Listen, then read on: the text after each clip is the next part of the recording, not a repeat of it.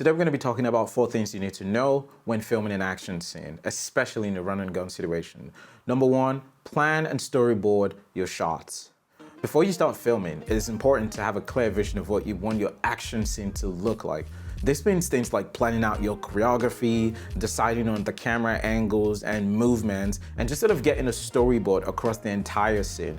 By doing this, you'll ensure that you save a lot of time on set and that you capture everything you need to know. Planning is so important for a lot of things. I think the most important thing that planning does for you is that you do not forget the shot. Now, we all know the saying, better to have many shots than less. I don't know if that's how it's really said, but yeah. Now, as a director, DP, and cinematographer, having done this for quite some time, I've been able to come up with some custom shot list, shot planning techniques that I've sort of worked. If that's something you're interested in, check the link in the description of this video for a PDF sample that you can potentially use as a reference when planning out your own shots. Number 2, be flexible. Plans can change in a minute and you need to be able to adapt to that.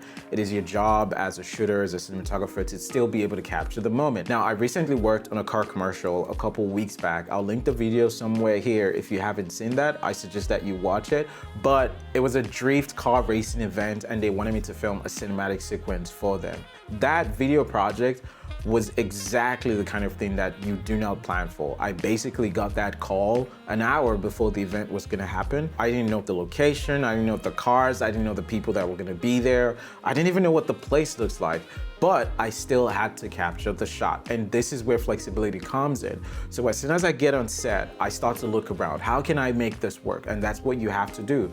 Yes, sometimes the planning might not be able to get you to do the shots that you want. One, because you probably do not have enough time, or because hell, it's just not gonna work, which is why you have to be flexible. So do not be rigid. Are you finding any value in this yet? If you are, consider subscribing so I can continue making videos like this. Number 3 is to go handheld. Now, why is this necessary?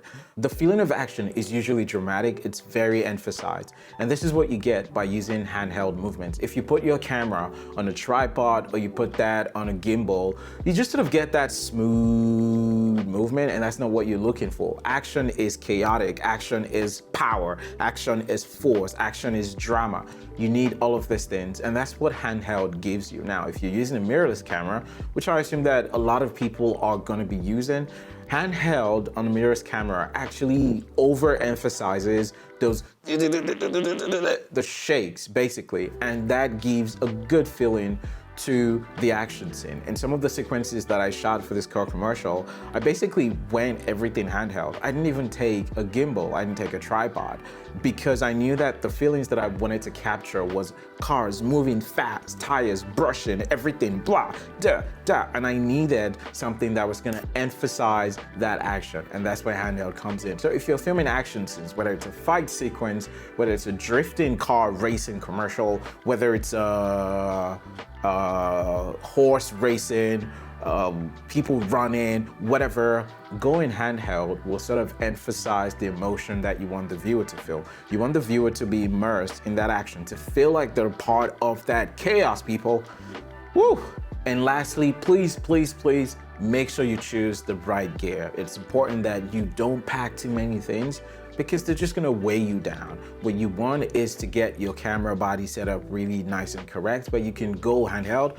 Also, but most importantly, you wanna choose the right lens. For me, I find that the Sigma 24-70 is sort of like the best lens that I can go with, because it can capture everything I want, whether I want wide shots or medium shots, or I just wanna get close to something. That 24-70 range, oh my God, it is so good, and it does everything well. And that's all the 4 things that I have. I did put this edit together. If you want to see how I did that using sound design and everything else, leave me a comment below, and if I do get comments, I mean, why not? I'm going to show people the process.